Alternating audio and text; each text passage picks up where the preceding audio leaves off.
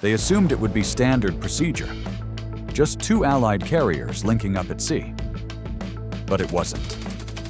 Out in the Pacific, the weather was serene, clear skies, calm waters. Yet the tension hung thick in the air.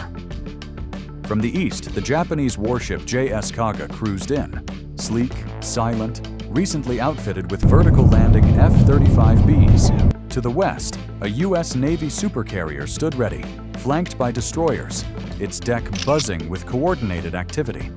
What unfolded next caught both sides off guard. As the American F-35B closed in for its final descent, something unexpected appeared on the Kaga's signal mast. It wasn't a warning or an official signal, just an old-school naval flag, a non-verbal salute, a gesture of mutual regard. The Japanese crew froze momentarily, puzzled.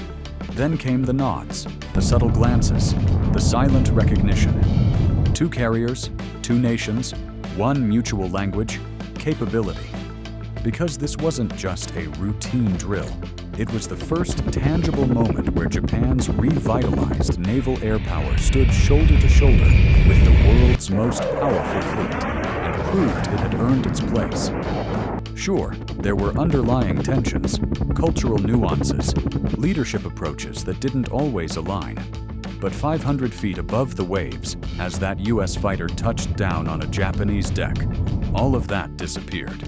But now is the question. What happens when Japan and the United States don't just collaborate, but operate as a unified carrier strike group? That's what this video unpacks. And believe me, it went beyond anyone's expectations. The jet barely kissed the deck. That American F-35B wasn't just landing, it was etching history. The carrier beneath it? Not American, not vintage. In fact, just a few years back, it wasn't even technically a carrier. It was the JS Kaga, Japan's newly transformed flat top. And this landing wasn't a photo op, it was a message. Not long ago, the Kaga served as a helicopter destroyer, built for rescue missions, anti-sub warfare, and disaster support.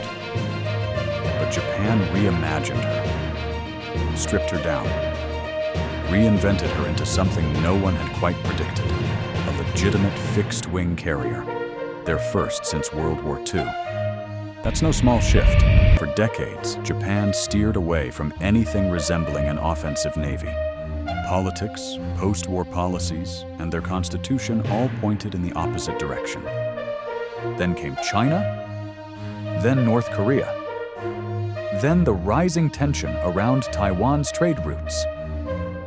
Suddenly, Japan's strategy adjusted to the new geopolitical reality. And with it came serious upgrades to the Kaga. Heat-resistant flight decks to handle vertical landings, a redesigned bow for improved aircraft ops, new navigation systems compatible with US protocols, and most importantly, full readiness for the F-35B. That same stealth jet that hovers, pirouettes mid-air, lands precisely, and communicates seamlessly with US systems. This wasn't a showpiece. It was a mission-ready platform, built to integrate directly with American carrier strike groups. And that landing? It wasn't staged. It marked the first time a US F-35B had landed on a Japanese carrier. No simulators, no mock-ups. Real fighter, real mission, real steel. Japan was saying, without needing to say it, we're not on the sidelines anymore. And across the formation, American sailors understood the significance. The Kaga had crossed the threshold, from support role to strike asset. And that shift doesn't just redefine a ship's mission, it resets the entire power equation. So what, right? One landing, one pilot, one wave from across the deck. Doesn't sound like much, but that's the wrong way to look at it. Because this wasn't a force, it was a formation. Japan's Kaga operating in tandem with a full US carrier strike group. Systems synced. Flight operations harmonized. Deck teams moving like they've drilled together for years. Here's the key part. None of this was mandated. No treaty obligated them to do joint ops. No immediate threat required it. This was voluntary, a deliberate signal to anyone watching. We've trained separately. Now we operate side by side. And make no mistake, someone was definitely watching. China. You can bet PLA satellites were snapping high-res photos the moment those two carriers entered the same operational frame. And when China looks across the East China Sea, it doesn't see two fleets. It sees a combined force flying two flags. This changes the game. For the first time in modern history, a Japanese carrier isn't just symbolic, it's active. And the US isn't just assisting, it's fully sinking. That means more than shared drills. It means shared missions, shared risks, shared deterrence. Because out here, in the Indo-Pacific theater, it's not just about who has the biggest ship. It's about who's willing to fight together when it counts. And now, that answer is clear. Want precision? Watch a Japanese deck crew in motion. Every step rehearsed, every hand signal tight. Zero waste. Now watch the American crew. Sharp, but looser, more adaptable, less rigid, more instinctive. It's a different rhythm, but somehow it meshed. You saw it everywhere. On Kaga's deck, commands were murmured, clipped. On the US side, they barked instructions across the comms. You'd think it would clash. But when you're guiding stealth jets onto narrow decks at 140 knots, execution matters more than language. And one of the most telling moments, a flyover. 2 US F-35Bs and 2 from Japan's Air Self-Defense Force flew in diamond formation above both ships. Cameras rolled. Crews looked skyward. The moment was quiet, clean, sharp, and unmistakably powerful. Then came the real proving ground. Cross-deck operations. A Japanese pilot, directed by a US landing signal officer, brought his fighter down onto the American carrier. Smooth. Perfect. Minutes later, a US Marine pilot touched down on the Kaga. Again, flawless. Political analysts scrambled. This wasn't just a shared landing. It was a shared mission. A demonstration that two distinct naval doctrines, two command philosophies, could fly in perfect harmony. Sure, there were glitches. A miscue on Kaga's deck delayed a launch. A US LSO had to clarify deck status. Turns out the Japanese team had locked the chocks too soon. No big deal. Fixed in seconds. But even that moment was telling, because neither side halted. They adjusted mid-operation. That's not routine. That's operational trust. And all of this? It wasn't happening in a vacuum. This was the Philippine Sea, well within Beijing's surveillance range. Just days earlier, China had postured with its own carrier group near Taiwan. This wasn't coincidence. It was coordination. A US, Japanese, and even French carrier strike group had timed their movements. A live-action rehearsal for the one scenario no one wants to say aloud. A joint naval response if Taiwan goes hot. At one point, radar picked up a Chinese surveillance drone hovering near international airspace. No incursion, no provocation. But the reply was instant.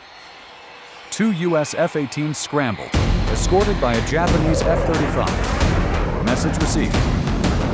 On deck, the tempo surged. Fuel crews moved faster. Weapons checks grew tighter. Focus locked in. And when night fell, the carriers glowed. Landing lights on, afterburners slicing through the dark. An aerial ballet with teeth. Not chaos, controlled choreography. And it told a simple truth. The US and Japan don't just coordinate, they're building reflexes. Because when war ignites, you don't have time to practice. That's what this operation demonstrated. Not just that Kaga could launch aircraft, not just that the US would help land them, but that together, they're building a single, lethal system. For anyone watching, this was the action. It wasn't a flex, it was deterrence in motion. And the world paid attention. Especially Beijing. Because what they saw wasn't just a Japanese ship or an American. They saw the potential for a joint carrier force. That's a nightmare scenario for any PLA strategist. One US carrier is already formidable. Add Kaga, fully F-35 capable, and now you've got overlapping air cover dual launch decks, shared sensors, and hundreds of miles of integrated strike range.